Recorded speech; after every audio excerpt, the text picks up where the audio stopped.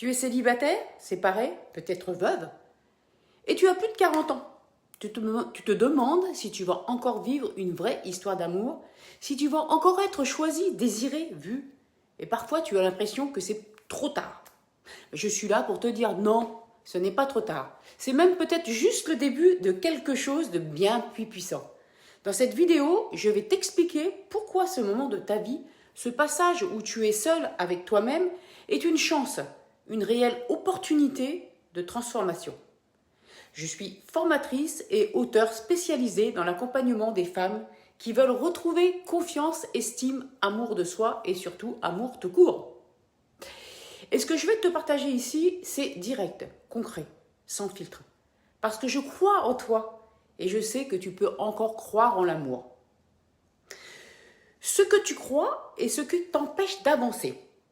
On t'a appris que l'amour se trouvait quand on était jeune, qu'il fallait se caser à temps, et que si tu te retrouves seul à 45, 40, 50, 55 ans, c'est que tu as raté quelque chose. Ben non, mais ce conditionnement est un poison. Il te fait croire que le bonheur est derrière toi, que tu dois faire profil bas, que tu es trop exigeante, trop compliquée, trop toi, alors que c'est justement ton histoire, ton expérience, ton intensité qui peuvent faire de toi une femme magnétique, libre et puissante. Pour cela, il faut d'abord décoller les étiquettes qu'on t'a collées. Tu n'es pas trop vieille, tu n'es pas endommagée, tu n'es pas moins désirée.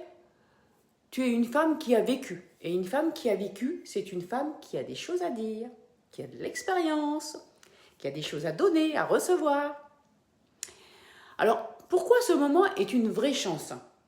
Quand tu es célibataire après 40 ans, tu es dans une période où tu peux enfin te choisir.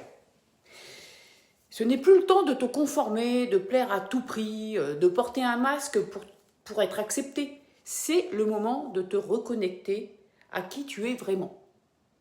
Tu dois te poser tes vraies questions, tu dois poser des limites et faire la paix avec tes blessures. Et surtout, construire une relation, avant tout avec toi-même. Parce que la seule personne avec qui tu vas rester toute ta vie, c'est toi. Ce moment te permet aussi de clarifier ce que tu veux vraiment. Est-ce que tu veux un homme ou une présence de qualité ? Est-ce que tu veux combler un vide ou construire un lien ? Est-ce que tu veux être choisi ou choisir ? C'est toute la différence. Tu vois ? Et ça change tout, cette différence. Alors, les peurs que tu dois affronter pour avancer. Bah oui, être célibataire, ça peut faire peur. Et c'est pas grave. Tu peux avoir peur de ne plus jamais rencontrer quelqu'un. Tu peux avoir peur de souffrir encore. Tu peux avoir peur de ne plus être séduisante. Tu peux avoir peur de l'ennui, de la solitude, du regard des autres.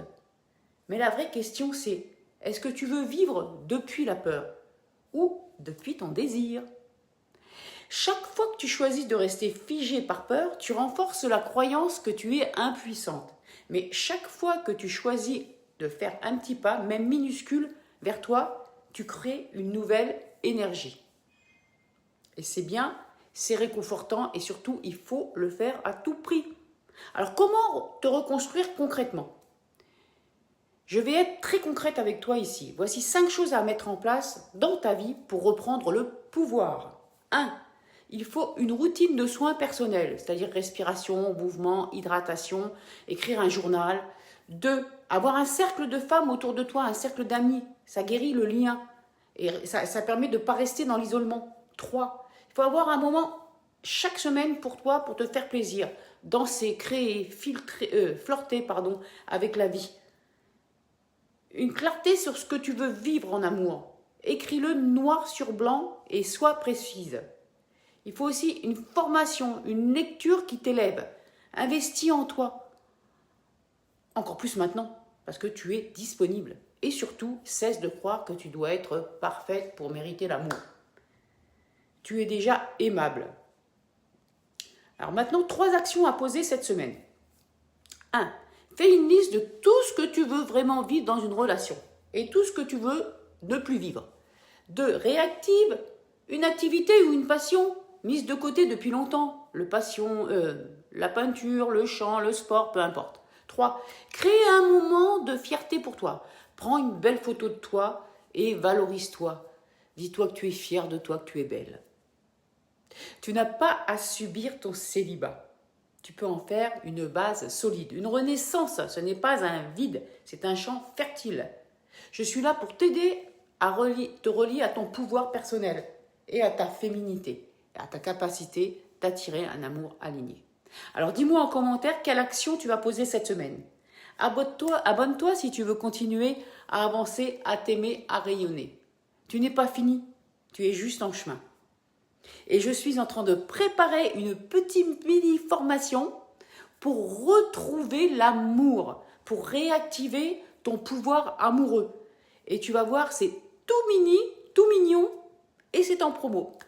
Je te laisse cliquer sous cette vidéo. À bientôt.